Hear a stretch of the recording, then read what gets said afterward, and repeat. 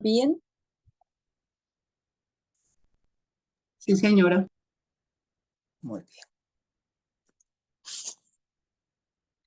Muy buenos días, mis amados hermanos. Bienvenidos a este grupo especial de estudio, Entendidos en los Tiempos. Tenemos hoy un día de preparación para el Santo Sábado y también, hermanos, un día más de preparación para ir al reino de los cielos. Vamos a orar para iniciar el tema del día de hoy. Esperamos que tengan sus libros a la mano. Vamos a usar el libro Primeros Escritos y el libro El Gran Movimiento Adventista. Entonces vamos a orar, hermanos queridos. Dios de la gloria, Dios de amor, Dios de misericordia. En esta mañana te damos honra y gloria a ti, Señor. Y esperamos, Padre Celestial, que tú nos acompañes en este día, en esta preparación y también, Señor, en este estudio. Gracias, Señor, por escucharnos. Permítenos, Señor, entender lo que tú nos quieres hablar en esta mañana. Lo pedimos en Jesús. Amén. Bien, mis queridos hermanos. Continuamos hoy con el tema que ayer planteó el hermano Nafer, ¿verdad? El hermano Nafer habló ayer del mensaje del tercer ángel. Y hoy vamos a ahondar un poquito más porque este mensaje es el mensaje que usted y yo tenemos que comprender a cabalidad para poder, hermanos queridos, llevarlo al mundo, ¿ya? Nuestra tarea consiste, hermanos, en dar el mensaje del tercer ángel sin dejar de tener en cuenta los dos anteriores. Pero hoy les quiero decir, hermanos, que la verdad es que el pueblo de Dios en su totalidad, quizá, no hemos comprendido realmente el mensaje, este mensaje final.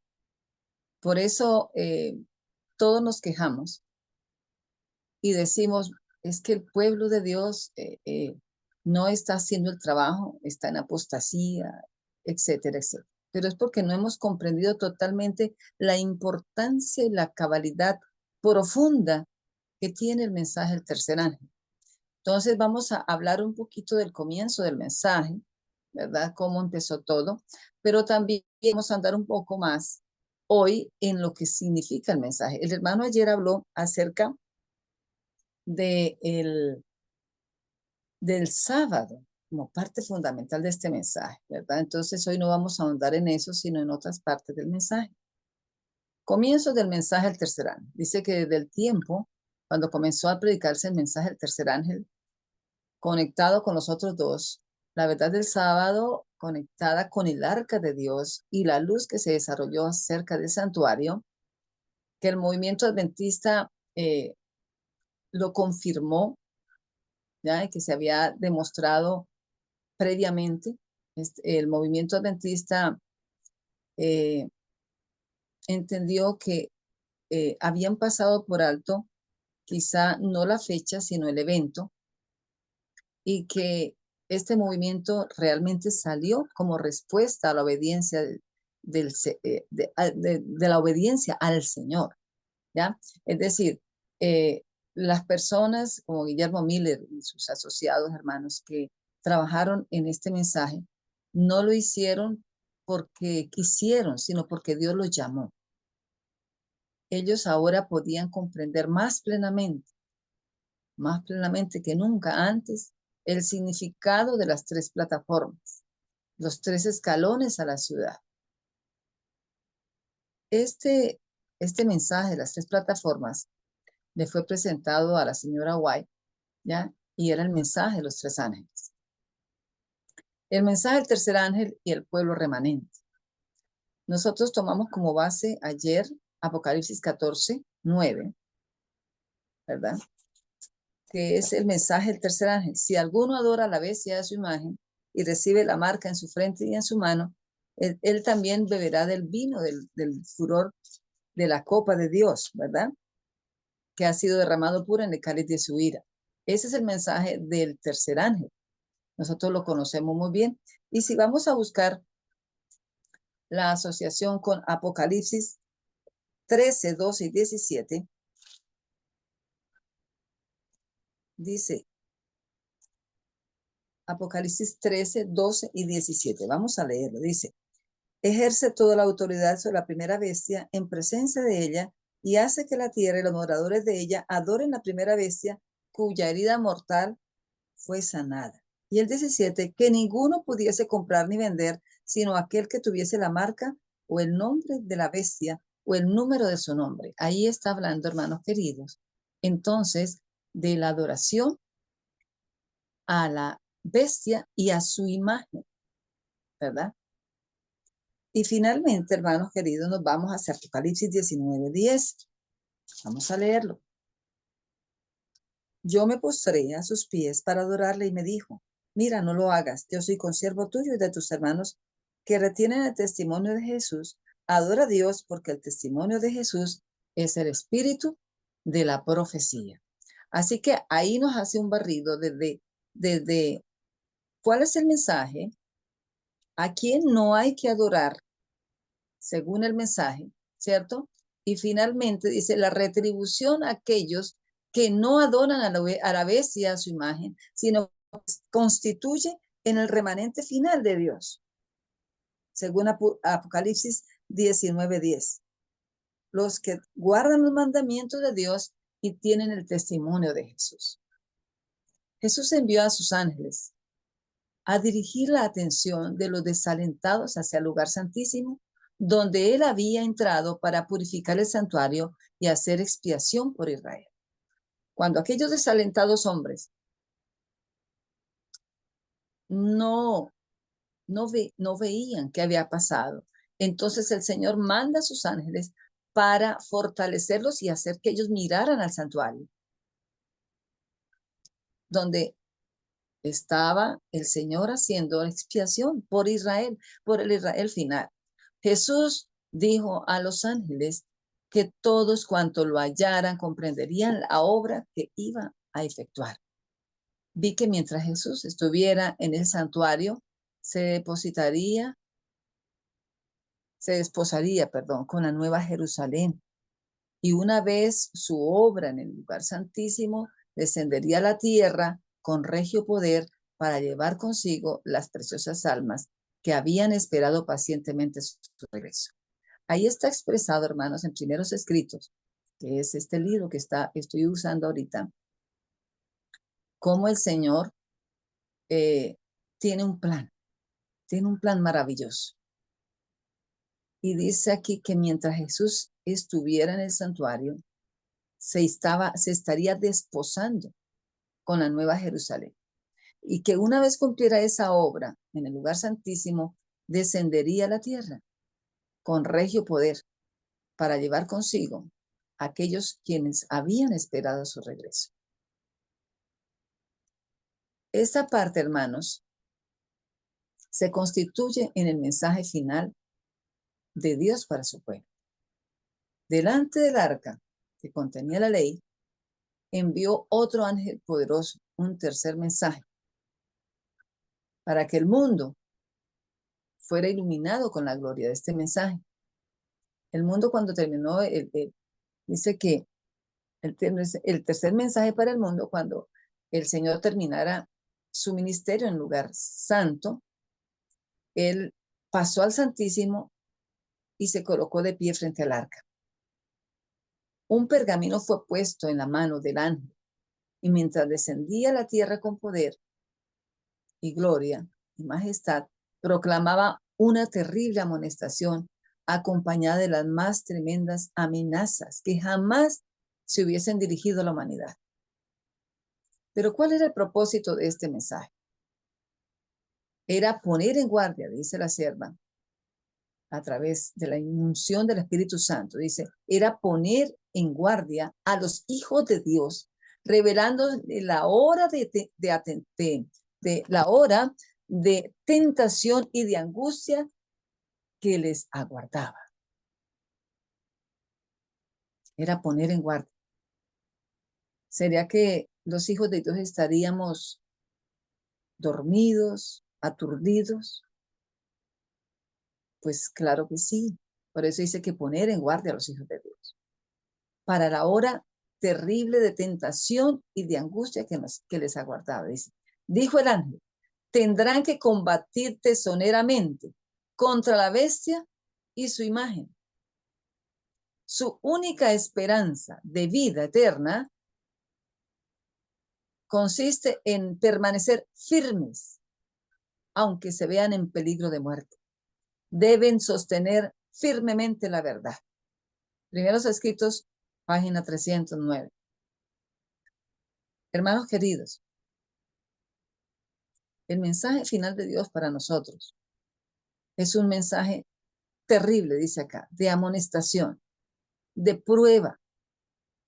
¿Y qué es lo que hace tan terrible esto, hermanos? Que vamos a tener que combatir tesoneramente contra la bestia. ¿Quién es la bestia? El papado. Su imagen. Todo aquello o todas las naciones que se han unido para proyectar la imagen de la bestia, hermanos. Agenda 2030. Digamos, en representación está la ONU, que es la que va a hacer posible que todas las cosas, como pasó en la pandemia, se sucedan en el mundo. Entonces, podemos decir que la imagen, como dice la sierva del Señor en varios de sus libros, incluyendo El conflicto de los siglos, el libro Evento de los últimos días, va a ser conformada por el protestantismo apóstata y Estados Unidos. Pero ¿dónde está ahorita mismo rigiendo? ¿Dónde está ahorita mismo rigiendo la ONU? En Estados Unidos, ¿verdad? Ese es el organismo. El enemigo está orquestando todo, hermanos, para que nosotros perdamos como pueblo de Dios la visión hacia donde Él quiere dirigir al mundo, a la destrucción. Y lógicamente que al que más está atacando es al pueblo de Dios. ¿Por qué? Porque nosotros estamos estamos siempre pensando en no parecernos a la bestia, ¿verdad? Pero la imagen nos está metiendo el gol, hermano, porque estamos obedeciendo la imagen a través de los gobiernos, a través de las empresas, a través de todo lo que tiene que ver con el sistema global. Ahí es donde el pueblo de Dios, hermanos, tiene que tener los ojos bien abiertos y la mente bien despierta. ¿Qué es lo que el Señor requiere de cada uno de nosotros? ¿Qué es lo que el Señor requiere de cada uno de nosotros? Dice, combatir tesoneramente. Concluye el tercer ángel, hermanos. Aquí está la paciencia de los santos, los que guardan la ley de Dios y tienen el testimonio de Jesús. Apocalipsis 14:12. Al repetir al ángel estas palabras, hermanos, señalaba el santuario celestial. La atención de todos los que acepten este mensaje se debe dirigir hacia el lugar santísimo, donde Jesús está de pie delante del arca. ¿Por qué Él está de pie delante del arca, hermano? Porque allí están los mandamientos de Dios. Los que tiene el Señor para juzgar a su pueblo, ¿verdad? Lo que rige es su santa ley. Lo que rige a su pueblo es su santa ley. Lo que rige al mundo es la santa ley de Dios, ¿ya? La atención de todos los que aceptan este mensaje se dirige al lugar santísimo, donde Jesús está de pie ante el arca. Realmente, hermano, la intercesión final por todos aquellos para quienes hay todavía misericordia, los que hayan violado ignorantemente la ley de Dios, también está siendo juzgados. Esta expiación es, por tanto, para los justos muertos como para los justos vivos. Incluye a todos los que murieron confiando en Cristo, aunque por no haber recibido la luz acerca de todos los mandamientos, incluyendo el sábado, ellos hubieran pecado ignorantemente al transgredir estos preceptos, también van a ser juzgados de acuerdo a la luz que recibieron. Dios es justo y bueno, hermanos. No se va a juzgar a sus hijos por la luz que no tenían, sino por la luz que recibieron, ¿verdad? Y la aceptaron.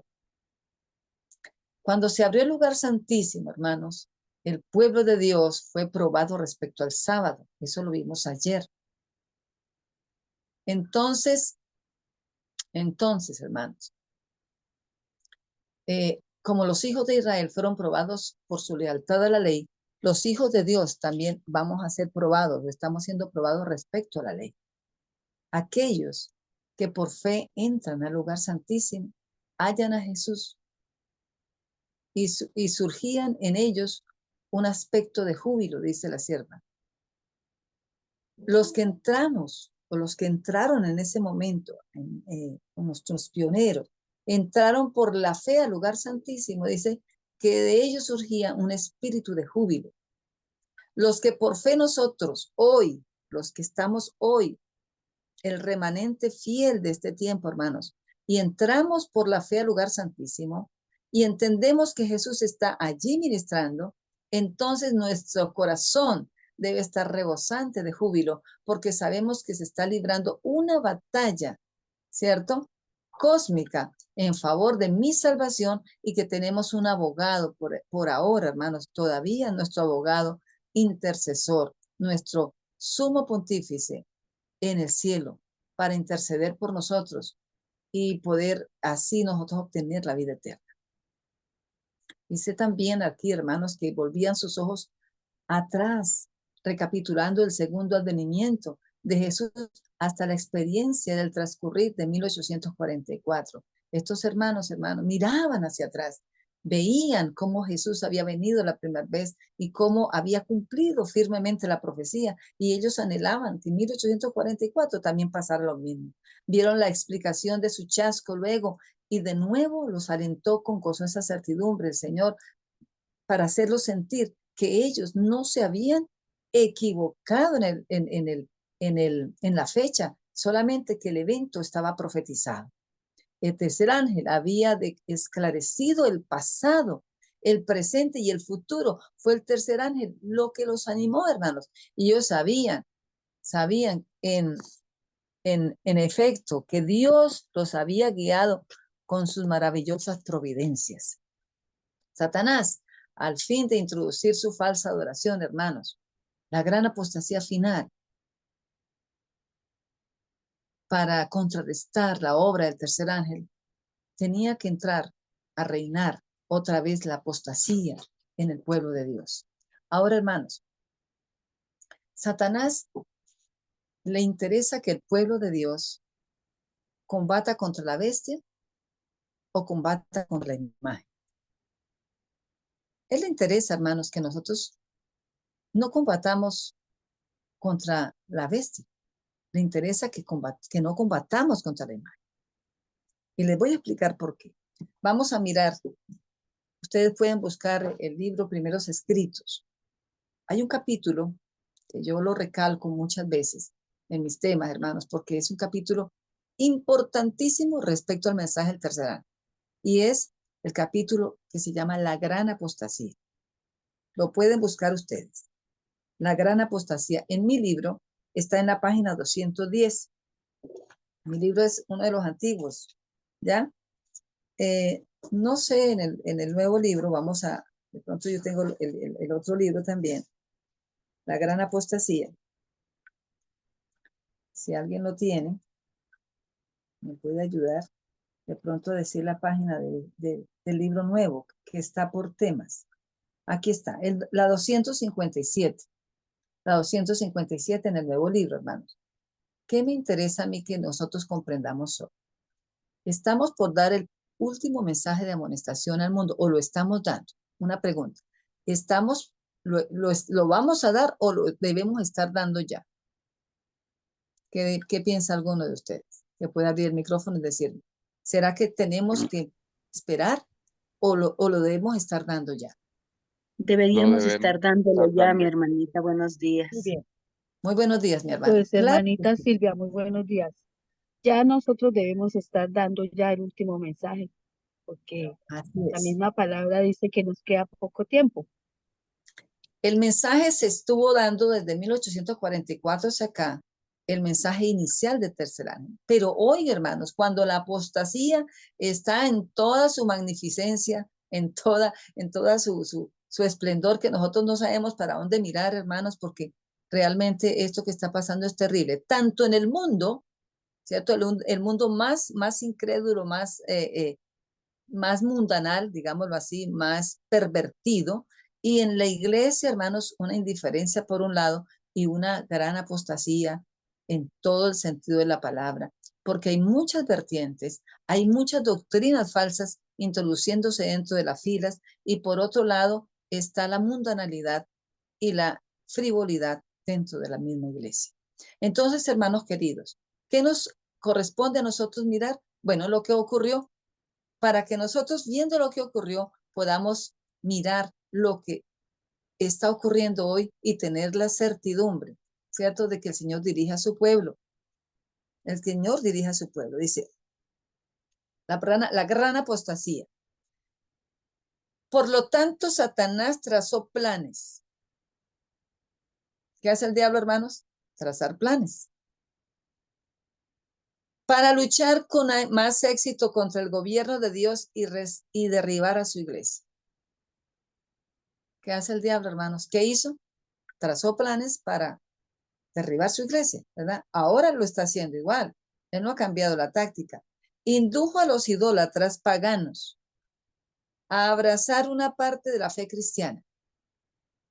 Profesan creer en la crucifixión, en la resurrección de Cristo, y se propusieron unirse con los discípulos de Jesús sin que cambiara su corazón. ¿Qué es lo que está ocurriendo hoy, hermano? Lo mismo que ocurrió cuando salió, si lo vamos a poner atrás, el Israel del desierto. Salieron los israelitas, ¿cierto?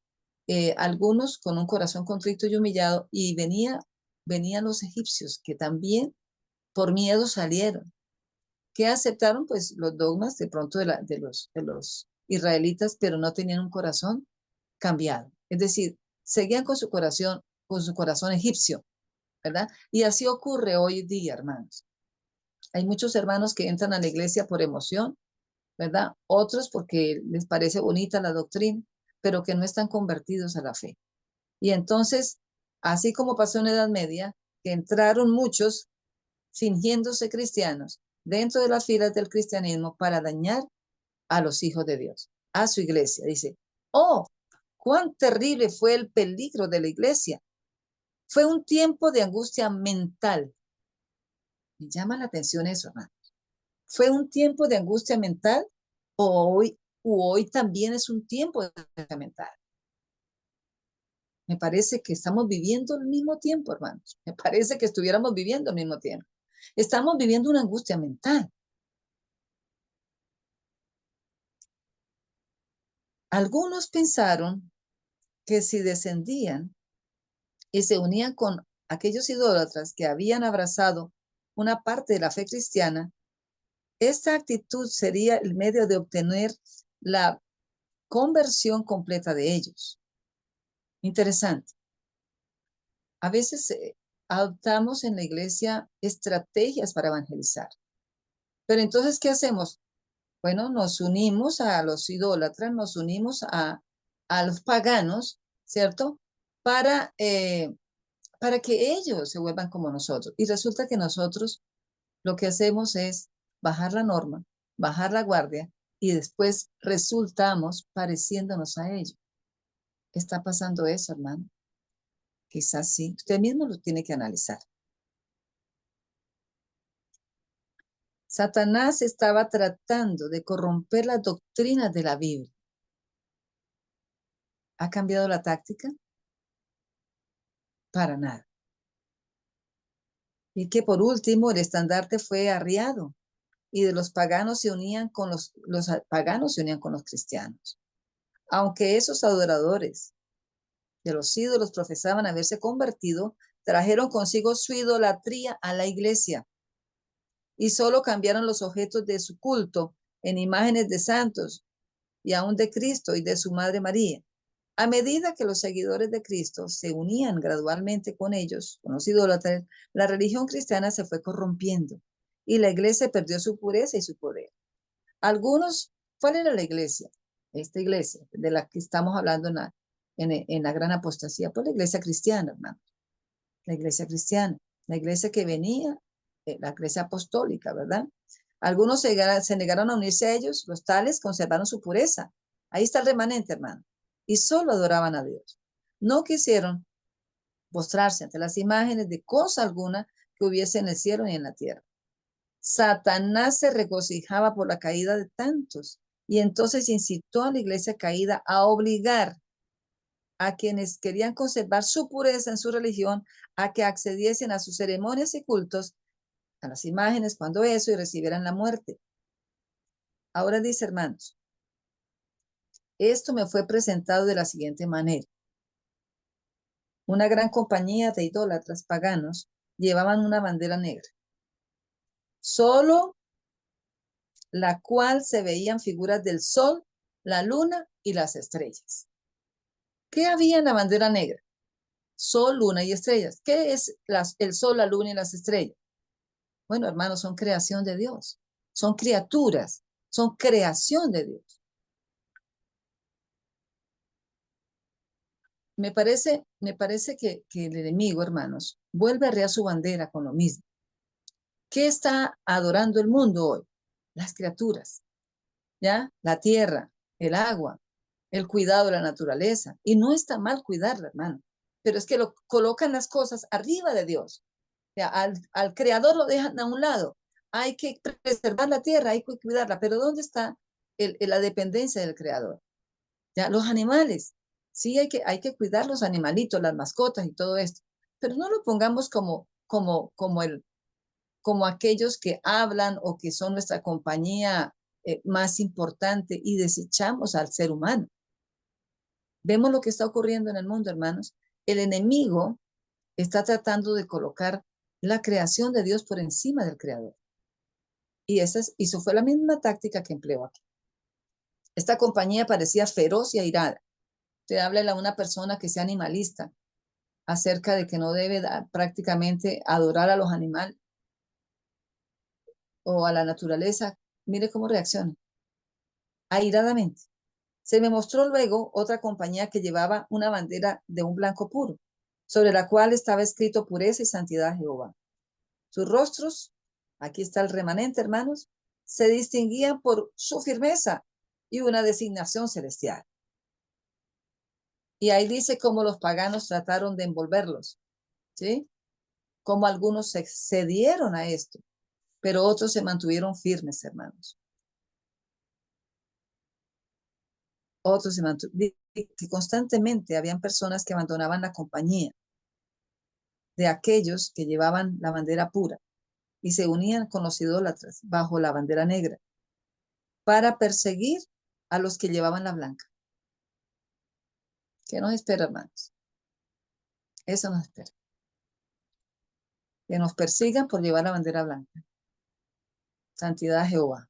Muchos eran muertos y sin embargo la bandera blanca se mantenía en alto y otros creyentes eran suscitados para unirse en derredor de ella. Ahí vienen los de la última hora. Estamos nosotros aquí trabajando, la hora 11, hermano. Aquellos hermanos que van a llegar a conformar parte de este remanente final. Y que nosotros, hermanos, entendamos que de parte de nosotros está el entender el mensaje del tercer ángel y vivirlo, hermano. Cada cosa que el diablo coloca, ¿verdad? En nuestras iglesias es para que nosotros analicemos, hermanos. Hay infiltrados dentro de nuestras, como siempre lo ha habido, hermano, siempre lo ha habido. Personas que arrían la bandera que no es, personas que están de parte de Dios y personas que no lo están. Nosotros no podemos criticar, hermanos, pero sí tener los ojos bien abiertos. ¿Para qué? Para que nosotros, con nuestra influencia, con nuestro testimonio, podamos hacer de nuestras iglesias, donde estamos, hermanos, una luz que brille, ¿cierto? Que exaltemos a Jesús a través de esa luz. Muchos aceptaron el mensaje del tercer ángel y no tenían experiencia en los anteriores. Satanás comprendió esto y fijó su ojo maligno en ellos para vencerlos. Pero el tercer ángel dirigía la atención de ellos hacia el lugar santísimo y los que habían tenido experiencia en los mensajes anteriores les indicaban el camino celestial. Hermano, eso es lo que tenemos nosotros que hacer hoy. No critiquemos a los hermanos de pronto que están mal. Empecemos a trabajar en ellos o en todos nosotros, ¿cierto?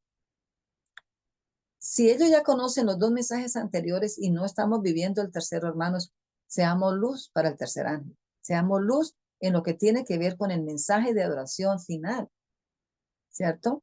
Como estábamos leyendo. Muchos percibieron el perfecto elabonamiento de las verdades de los mensajes angélicos y aceptaron gozosamente uno tras otro y siguieron al Señor en el santuario celestial. Estos mensajes me fueron presentados, hermanos, como un ancla, como una áncora para el pueblo de Dios. Quienes los comprendieran y aceptaran quedarían libres de verse arrastrados por muchos engaños de Satanás. Estos mensajes, hermanos, perfectos, el mensaje del primero, segundo y tercer ángel, son los mensajes que nosotros debemos comprender, vivir y proclamar. Resulta que el pastor Weiss, Joseph Weiss, entendió perfectamente esto y lo vamos ahora sí, nos vamos a meter al libro ahora sí, al Gran Movimiento Adventista. El libro del Gran Movimiento Adventista nos habla acerca de cómo la sierva del Señor, para levantar la bandera, hermano, para hacer luz en ese momento, no era fácil para ella, hermanos, que las personas aceptaran las visiones que el Señor le da. Y hemos estado estudiando en este hermoso libro de historia cómo ella tuvo que combatir tesoneramente contra la bestia y su imagen, hermano, desde ese momento, porque no era aceptado el mensaje final de Dios a través de la sierva. No querían aceptar que ella tenía un mensaje especial, ni que fuera el receptáculo de Dios para este tiempo final, que ella fuera la mensajera, que fuera la profeta de Dios. Entonces, mire lo que el pastor Bates, que también él tenía sus digamos, dudas, ¿cierto? Dice que después del gran chasco, Satanás y sus ángeles estuvieron muy activos, colocando amenazas, acechanzas para perturbar la fe de los creyentes. Mandaron algunos mensajes del primero y del segundo ángel hacia el futuro. Y otros dijeron que no, que eso ya había quedado en el pasado, entonces que no hay que seguirlo practicando. Pero sabemos que estos mensajes son continuos. Ya lo leímos ahorita mismo. Para nuestros pioneros, hermanos, aceptar estos mensajes y de dónde provenían, pues ya les dije, no era fácil. El pastor Joseph Weiss, perdón, en noviembre de 1946, en una conferencia en Tobham, Maine, él sostuvo lo siguiente. La señora White, en una conversación con ella, él se dio cuenta que habían dicho que ella había tenido unas revelaciones de Dios respecto a los planetas. El pastor José Weiss, que era un capitán de barco, un hombre de 50 años de experiencia en el mar, sabía mucho de astronomía. De pronto de los pioneros que sabían de astronomía, el pastor José Weiss, él podía calcular longitud y altitud del barco donde estuviera, ¿cierto? Por las estrellas y por todo lo que tenía que ver con la astronomía. Y cuando él supo esto, quiso hablar con la señora White. Pero cuando él le preguntó acerca de algunos temas de astronomía, ella desdeñó el tema, es decir, no sabía, ella no sabía cómo decirle. Y se puso a hablar de la Tierra Nueva y todo eso. Y entonces se dio cuenta que, que ella no sabía de astronomía. Dijo, pero ¿cómo es posible que ella tenga visiones tan exactas de los planetas y de cómo son los planetas si no sabe nada? ¿Ya? Entonces, la señora White, mientras estaba ahora en una visión, en 1845 ella vio los cielos abiertos. Vamos a ver qué fue lo que ella vio para que el pastor José Weiss empezara a decir, oiga, sí, esta es la sierva, esta es una enviada del Señor. Mientras estaba en visión, comenzó a hablar acerca de las estrellas, dando una brillante descripción de los anillos de color rosado que veía en la superficie de algunos planetas y añadió, veo 4 lunas. Oh, dijo el pastor Weiss, está viendo a Júpiter. Y luego, habiendo hecho movimiento como si viajara a través del espacio, comenzó a dar la descripción de anillos en su belleza siempre cambiante y dijo, veo 7 lunas. Y el pastor Weiss exclamó, ¡ah! Está descubriendo a Saturno.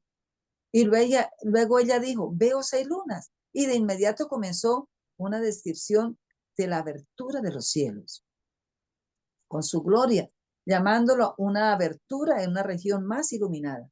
El pastor Weiss dijo que su descripción sobrepasaba por mucho a cualquier informe sobre aberturas del cielo que alguna vez hubiese leído.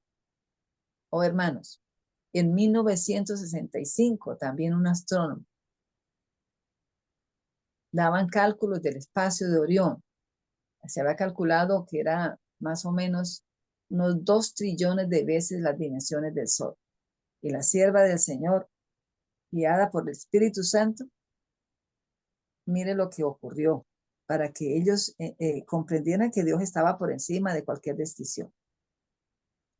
Los astrónomos lo que estaban diciendo, ellos dijeron lo siguiente, las estrellas, 3 estrellas agrupadas en la espada de Orión, cuando miré la del medio con un telescopio en el año 1656, allí apareció en el lugar de ella 12 estrellas, entre ellas 3 que casi se tocaban la una con la otra, y aparecieron 4 más al lado titilando como a través de una nube, de modo que el espacio alrededor de ellas parecía mucho más brillante que el resto del cielo, que apareciendo completamente negruzco, aparecían del cielo completamente negruzco.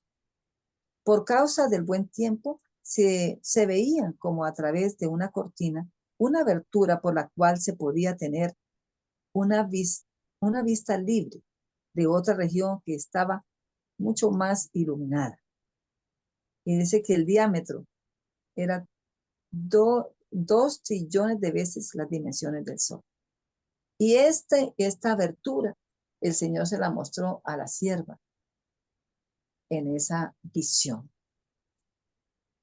Otro testimonio sobre los planetas que me interesó mucho, hermanos, está en la página 222. La hermana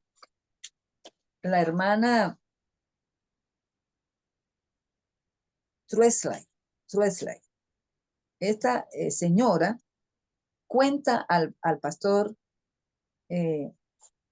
escritor Luborock lo siguiente. La señora de White estaba delicada de salud y mientras se ofrecían oraciones en su favor, el Espíritu de Dios descansó sobre nosotros. Pronto notamos que ella era insensible a las cosas de la tierra. Esta fue la primera vez que vio la visión del mundo planetario. Después que contó en voz alta la luna de Júpiter y pronto después la de Saturno, ella dio una hermosa descripción de los anillos de este. Luego dijo, los habitantes son personas altas. Los habitantes de este planeta son personas altas y majestuosas, muy diferentes de los habitantes de la Tierra. Interesante, hermano. Ella vio los habitantes de allí de Júpiter, hermanos. ¿Ah? Y dice que eran personas, por eso es que los astrónomos, aunque quieran explorar, ¿cierto? Dice, era evidente por los rostros y la sonrisa del capitán Weiss que sus dudas habían sido despejadas respecto a la fuente de sus visiones que se estaban esfumando rápidamente. Todas las personas que estaban allí, hermanos, escucharon la visión de la señora White y se dieron cuenta que esto que ella estaba diciendo, relacionada con los científicos de la época, con un filósofo que se llamaba Thomas Dick y los grandes científicos de la época, hermanos, era realmente sorprendente lo que ella estaba diciendo, ya que no era científico ni nada por el estilo. Bueno, hay una narración que sigue en la página 222, un caballo arisco repentinamente amansado. Dice que poco después de la reunión de Thompson, otro incidente notable ocurrió en conexión con las visiones que estamos diciendo. Cómo Dios lleva a su sierva y lleva a su mano, hermanos, de la mano. Página 222. El pastor White tenía de uso un potro parcialmente domado y un carro de 2 asientos, que fue construido sin un tablero, pero tenía un peldaño a lo largo del frente y un peldaño de hierro a los lados. Era necesario tener extremo cuidado al manejar el potro, pues en caso de que las riendas o alguna cosa tocara su costado, instantáneamente comenzaba a batear con furia y tenía que ser sujeto continuamente con riendas tirantes para impedir que lo golpeara. Este potro pertenecía a alguien que vivía donde quería ir el pastor White y estaba acostumbrado a manejar el pastor potros salvajes. Pensó que tendría problemas serios con este potro. Sin embargo, si hubiera sabido que en uno de sus desbocamientos anteriores había matado a 2 hombres, uno de ellos aplastándoles con las rocas a la orilla del camino, habría tenido menos confianza. En esta ocasión, habían 4 personas sobre el carro. El pastor White y su esposa en el asiento delantero y el pastor Bates e Israel Damton en el asiento de atrás. Mientras el pastor White se esforzaba al máximo para mantener al potro bajo control, la señora White estaba hablando acerca de la verdad cuando el poder de Dios descendió sobre el grupo y ella fue tomada en visión. ¿Por qué estoy leyendo esto, hermanos? Mire lo que ocurrió ahorita. En ese momento, ella gritó, Gloria, al entrar en visión. El potro repentinamente se quedó inmóvil y agachó la cabeza. Al mismo tiempo, la señora White se puso de pie. Estando en visión y con los ojos mirando hacia arriba, pasó al frente del carro, pisando sobre los ejes con su mano sobre la grupa del potro. El pastor Bates le dijo al pastor White, el potro la pateará y la matará. Y el pastor White replicó, el Señor está a cargo del potro. Ahora no quiero interferir. El potro estuvo tranquilo como un caballo viejo al lado del camino. Se levantaba un banco de tierra casi de 2 metros, o sea, 6 pies de altura, y junto al cerco había una franja con grama. La señora White, con la cabeza volteada hacia arriba, sin mirar abajo, siquiera una sola vez, subió la pendiente hasta llegar al pasto y luego caminó de un lado hacia otro por varios minutos, hablando y describiendo la belleza de la tierra nueva. Allí tuvo la visión de la tierra nueva, hermanos. Luego, con la cabeza en la misma posición, descendió la pendiente y caminó hasta el carruaje, subió el peldaño con sus manos sobre las ancas del potro, pisó el eje y otra vez entró al coche. En el momento en que ella se sentó, salió de la visión. Y al instante el caballo, sin ninguna indicación del conductor, comenzó nuevamente a andar. Mientras la señora White estaba fuera del carro, el pastor White decidió probar el caballo para ver si realmente era manso o no. Al principio apenas lo tocó con el rebenque, lo que en otra ocasión hubiera provocado una patada, ahora ni siquiera se movió.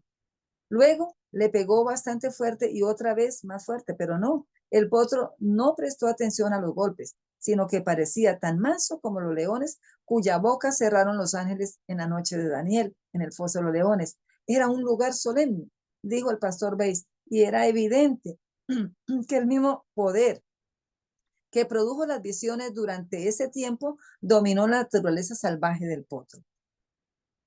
Oh, hermanos, si esta visión fue únicamente el resultado de algunas de sus debilidades corporales, la pregunta surge, ¿estaba el caballo afligido del mismo modo?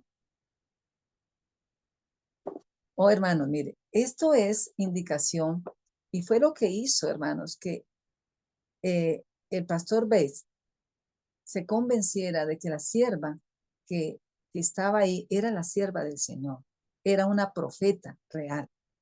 Y el tener allí esta visión de la ciudad celestial, hermanos.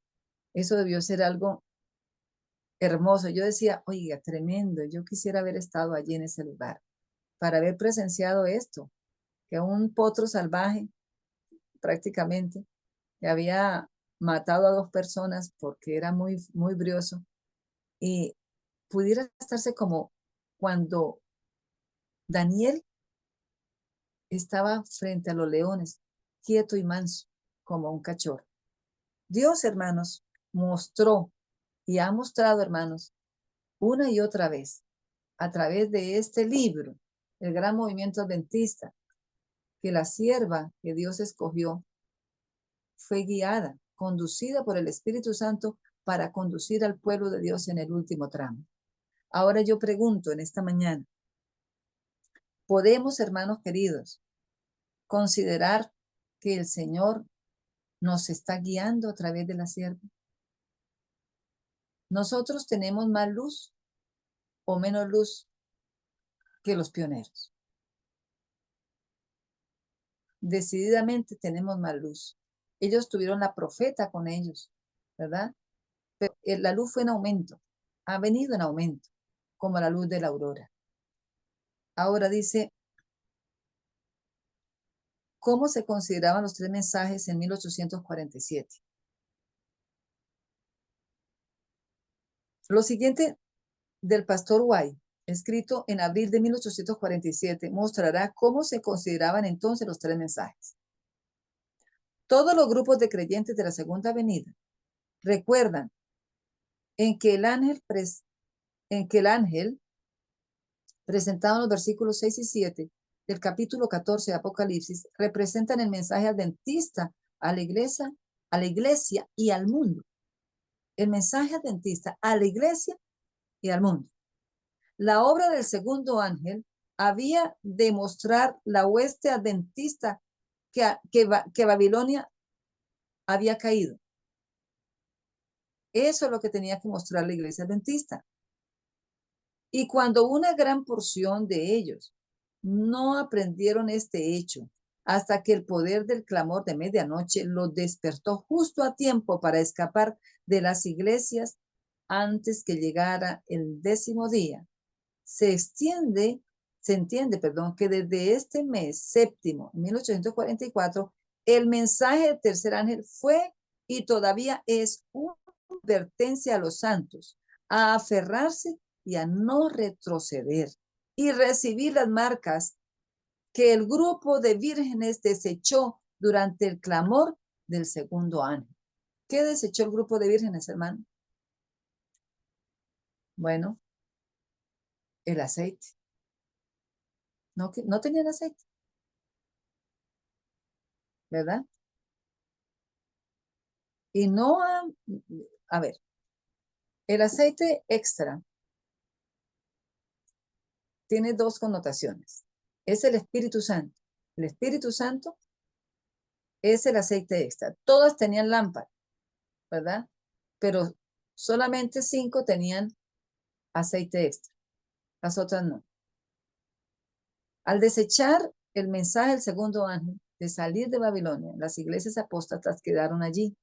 Desecharon el mensaje del segundo ángel, desecharon el colirio, desecharon la unción del Espíritu Santo para ver lo que venía, que era el tercer mensaje, ¿verdad? Ahora nosotros, hermanos, ¿qué tenemos nosotros para entender bien el mensaje del tercer ángel? ¿Cuál es el colirio para la iglesia adventista el día de hoy? ¿Acaso no es el espíritu de la profecía?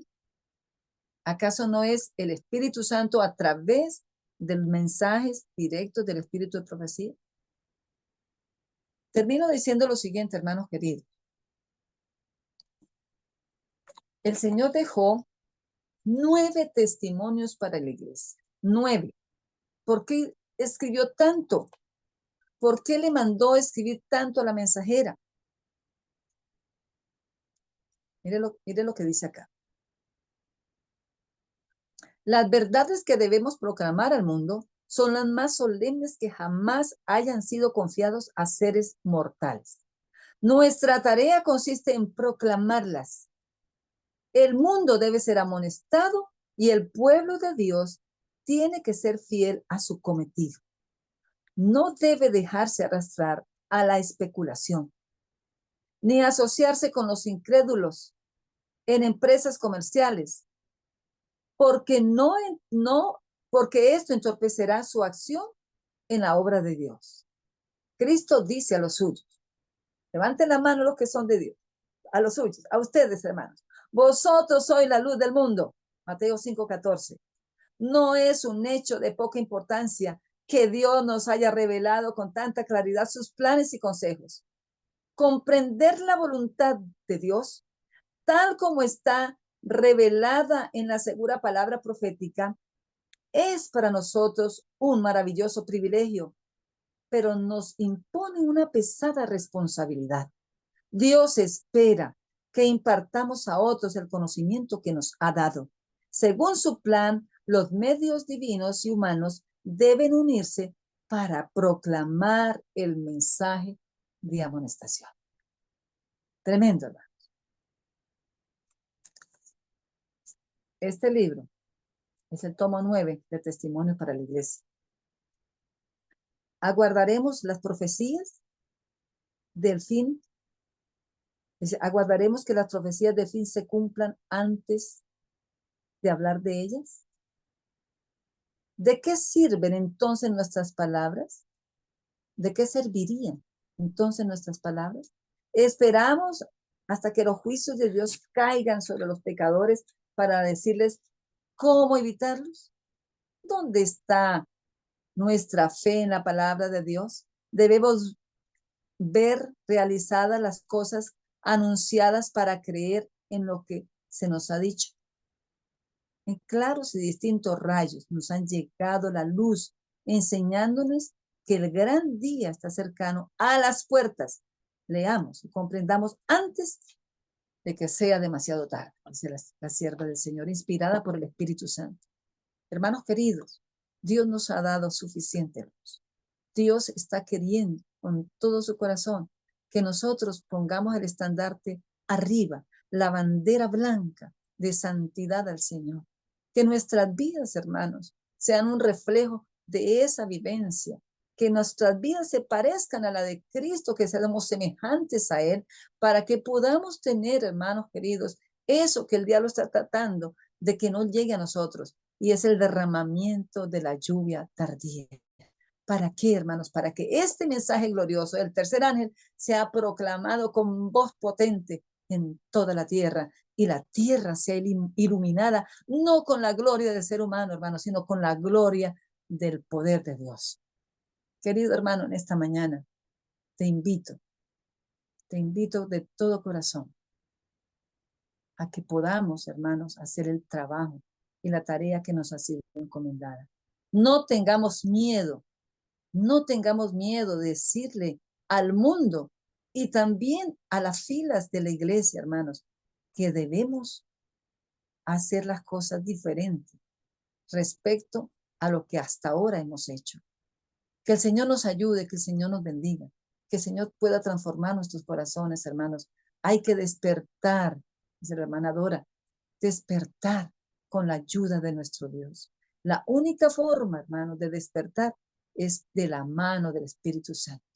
Así como la sierva fue inspirada por el Espíritu Santo, los hijos de Dios al final del tiempo, la única forma de mantenernos firmes en la fe, hermanos, es a través de la guía, la ayuda, la protección y la dirección del Espíritu Santo, el cual está con nosotros en este momento. Que el Señor nos bendiga en esta linda mañana, hermanos, que el Señor nos ayude, que podamos hoy, hermanos, más que nunca antes, estar asidos del poder y de la ayuda de nuestro Dios. Vamos a orar. Señor, te damos honra y te damos gloria en esta mañana. Gracias, Dios mío, porque tú eres bueno. Nosotros no lo somos, Señor, pero tú sí lo eres. Gracias por hacernos partícipes de este mensaje, de esta hora y de este anuncio. Señor, sabemos que tenemos que levantar nuestra voz y denunciar lo que está mal. Pero, oh Dios, que lo hagamos con tu poder, que no sea con el nuestro, para que esta voz sea escuchada en el mundo, Señor, que perece. Y también, Señor, ¿por qué no decirlo? Para anunciarle a nuestros hermanos que el tiempo se agota,